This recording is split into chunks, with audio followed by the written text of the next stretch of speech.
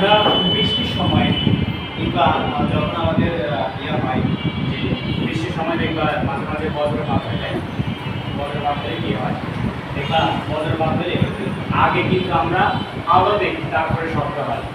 খেয়াল করছো? যখন তুমি আকাশের দিকে তাকাও তখন দেখবে আগে বিদ্যুতের যন্ত্রণীটা আমরা দেখি, আলোটা দেখা যায়, পরে গিয়ে সাউন্ড উৎপন্ন হয়। বুঝতে পারছো?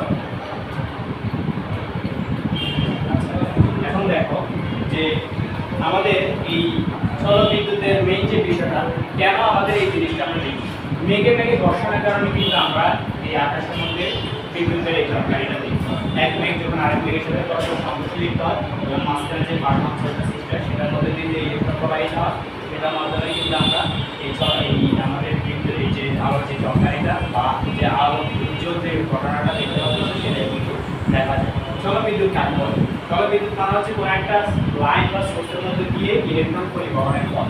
যেমন আমরা এই যে কারেন্টটা পাচ্ছি, এটা কি আমাদের এই জায়গা থেকে জেনারেট হচ্ছে নাকি একদম আমাদের মেইন অফিস থেকে হচ্ছে? অফিস থেকে কারেন্টটা একটা নির্দিষ্ট তারের মাধ্যমে পরিবহন, তার মাধ্যমে এই যে যেই মাধ্যমে আমাদের কারেন্ট এক জায়গা থেকে আরেক জায়গায় সোর্স করে বা সোর্স এক জায়গা থেকে আরেক জায়গায় আসে, সেটাকে বলা হয় পরিবাহী পদার্থ। বুঝতে পারছো? তার মানে আমরা পরিবাহী পদার্থের মধ্যে দিয়ে আমাদের কারেন্টগুলো ইজিলি যাতায়াত হয়। আমাদের পদার্থ তিন ধরনের, একটা পরিবাহী পদার্থ, একটা অপরিবাহী, আর একটা হচ্ছে অন্তরক পদার্থ। বুঝতে পারছো? তাহলে এই পরিবাহী পদার্থের মধ্যে দিয়ে কিন্তু আমাদের ইলেকট্রনগুলো ইজিলি এক জায়গা থেকে আরেক জায়গায় যাতায়াত করতে পারে। তাহলে খেয়াল করে দেখো, জলবিদ্যুতের যে আমাদের বর্তনী যে সার্কিটটা, ওগুলো যেহেতু আগে পড়ছে, আমি রিভিউ সেকশন আসছি, কারণ বর্তনীটা দেখতে কিন্তু এরকম হয় না, মানে আমার বর্তনীর অঙ্ক করছো সার্কিটের অঙ্ক করো না?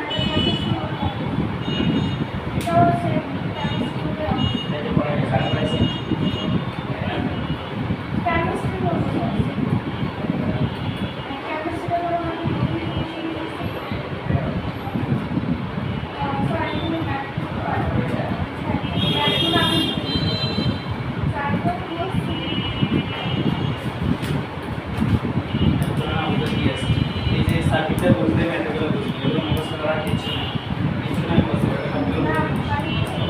সংখ্যা তো অঙ্কন করে কিন্তু আমরা হচ্ছে সংখ্যাগুলোকে ওর থেকে আসতে কিছু কিছু ক্ষেত্রে সূত্র থাকে।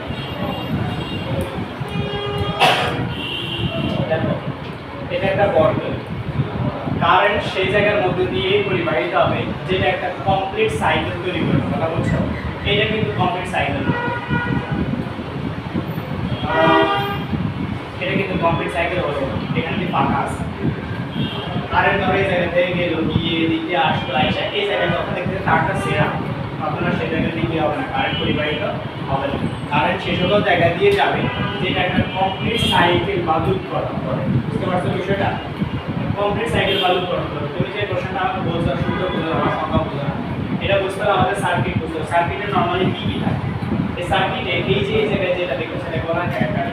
বুঝতে পারছো? এই ব্যাটারিতে এটাকে প্রকাশ করা হয় ডিবি বা ভোল্টেজ। এটা দুই প্রান্তে, এটা প্লাস, এটা হচ্ছে মাইনাস। একটা ব্যাটারির মধ্যে একটা প্লাস প্রান্ত থাকে আর একটা মাইনাস প্রান্ত থাকে। বুঝতে পারছো? একটা ব্যাটারিতে প্লাস প্রান্ত মাইনাস প্রান্ত থাকে। তাহলে এটা একটা নির্দিষ্ট পরিমাণ ভোল্টেজের মান থাকতে পারে। এই ভোল্টেজে এই পাশে আর ওই পাশে যে মানের যে পার্থক্য সেটাকে বলা হয় বিভব পার্থক্য। বুঝতে পারছো? এখন এইখানের মধ্যে দিয়ে ধরো আই পরিমাণ কারেন্ট উঠতেছে, কারেন্টকে প্রকাশ করা হয় আই দিয়ে। বুঝতে পারছো? কারেন্টকে আই দিয়ে প্রকাশ করা হয়, এই আই দিয়ে কারেন্টকে প্রকাশ করা হয়, কারেন্টকে আই দিয়ে প্রকাশ করা হয়। তাহলে আই পরিমাণ কারেন্ট ধরে এটা আমাদের উঠতেছে, কারেন্টের ডিরেকশনটা দেখো। এখন তুমি বলতে পারো যে ওই পাশ থেকে উঠবে না, না, কারেন্ট সবসময় প্লাস প্রান্ত থেকে বের হয়। কথা বলছো? নেগেটিভ প্রান্ত থেকে বের হয় ইলেকট্রন, নেগেটিভ প্রান্ত থেকে কি বের হয়? ইলেকট্রন। আর প্লাস প্রান্ত থেকে আমাদের কারেন্ট বের হয়। বের হয়ে এই যে পুরো সাইকেলটা সে ভ্রমণ করবে। ভ্রমণ করার সময় সামনে দেখো এখানে একটা বাধা পাচ্ছে। আমার কথা বলছো? এই যে বাধাটা পাচ্ছে, এই বাধাটাকে বলা হয় রোধ। এই বাধাটাকে কি বলা হয়? রোধ। যদি বাধা না পাই তাহলে কি হবে? যদি বাধা না পাই তাহলে এই জায়গায় শর্ট সার্কিট হবে। শর্ট সার্কিট মানে বোঝো, আমরা অনেক সময় দেখি না আমাদের কোনো একটা যন্ত্র বা কোনো একটা হঠাৎ করে নষ্ট হয়ে গেছে, অতিরিক্ত পরিমাণ তড়িৎ প্রবাহ বুঝতে পারছো? তাহলে অতিরিক্ত পরিমাণ তড়িৎ প্রবাহকে বাধা দেওয়ার যে প্রবণতাটা, এই বাধা দেওয়ার কাজটাই হচ্ছে এই যে এই ভাঙা সিগন্যালটা। কথা বুঝছো? এটাকে বলা হয় রেজিস্ট্যান্স বা রোধ। কথা বুঝছো? বলা হয় রেজিস্ট্যান্স বা রোধ, বাংলা ভাষায় রোধ বলা হয়, ইংরেজিতে বলা হয় রেজিস্ট্যান্স। তাহলে এই যে এটাকে প্রকাশ করা হয় আর দিয়ে, এটাকে প্রকাশ করা হয় আর দিয়ে, এই আর এর ইংরেজি নামটা রেজিস্ট্যান্স থেকে আসছে, সেজন্য এটাকে আর দ্বারা প্রকাশ করা হয়। তার মানে এই যে কোন একটা তড়িৎ বা এটাকে তড়িৎ বর্তনী বলা হয়, কোন একটা তড়িৎ বর্তনীতে ইলেকট্রন প্রবাহ সরি এই যে কারেন্ট প্রবাহ আমাদের যে প্লাস প্রান্ত থেকে উঠে এই পুরো বর্তনী ভ্রমণ করবে, যদি আমাদের এই জায়গায় রেজিস্ট্যান্স সঠিকভাবে দেওয়া হয়, রেজিস্ট্যান্স থাকলে কেবলমাত্র আমাদের কারেন্ট এক প্রান্ত থেকে আরেক জায়গায় আমাদের কারেন্ট আসতে পারবে, ঠিক আছে। এখন তাহলে এই আই প্রান্ত দিয়ে যে কারেন্টটা প্রবাহিত হচ্ছে, এই আর আর এই যে আর এর মধ্যে দিয়ে কারেন্টটা যাচ্ছে, আর এখানে একটা বিভব পার্থক্য আছে বি, তাহলে বি আই এবং আর দিয়ে বিজ্ঞানী ওহম, বিজ্ঞানী ওহম সাইমন ওহম একটা সূত্র প্রদান করেছেন, সেই সূত্রটার নাম হচ্ছে ওহমের সূত্র, সেটার নাম হচ্ছে বি সমান আই আর। বি সমান কি আই আর, আমার কথা বুঝতে পারছো? এটা হচ্ছে আমাদের এই জগতে এর প্রথম সূত্র বি সমান আই আর। এখানে আই হচ্ছে কারেন্ট আর আর হচ্ছে রোধ এবং বি হচ্ছে আমাদের বিভব পার্থক্য। এটা দিয়ে আমাদের প্রথম একটা সূত্র আছে, ধরো এরকম হয় কোন একটা বর্তনীতে যদি আমাদের এরকম হয় যে 5 ওহম রোধের মধ্য দিয়ে 5 অ্যাম্পিয়ার বিদ্যুৎ প্রবাহিত হলে সেই জায়গার মধ্যে দিয়ে আমাদের এই ভোল্টেজের মান কত আসবে, তখন আমরা কি লিখবো, এই যে আই এর সাথে আই এর মান হচ্ছে 5 আর রোধের মান হচ্ছে 5 5 5 আর 25, তার মানে ভোল্টের মান হবে 25 কথা বুঝছো?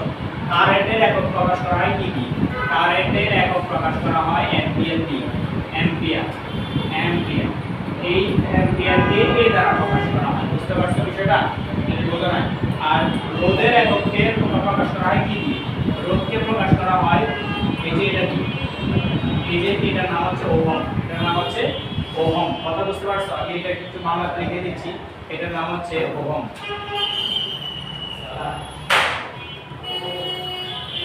তাহলে এই কারেন্টের যে একক সেটা হচ্ছে যে আমাদের অ্যাম্পিয়ার, এটাকে দ্বারা প্রকাশ করা হয়। রোধের একক হচ্ছে ওহম, এটাকে এই যে চিহ্নটা দ্বারা প্রকাশ করা হয়। আর বিভবের যে এককটা সেটার একক হচ্ছে ভোল্টেজ বা ভোল্ট, বিভবের একক হচ্ছে ভোল্ট, এটাকে ভি দ্বারা প্রকাশ করা হয়, বুঝতে পারছো? এখন যদি একটা অঙ্ক করাই আমরা, তাহলে জিনিসটা বুঝতে পারবা। আজকে বেশি না যায়, খারাপ লাগবে? আচ্ছা ঠিক আছে, আমাদের খারাপ লাগবে। তাহলে আগামী লেকচারে এই কারেন্টের একটা বর্তনীতে কারেন্ট প্রবাহ কিভাবে হয় সেই জিনিসটা ভাষা থেকে দেখে আসবো, বুঝতে পারছো? তাহলে আমরা সামনে আগাবো।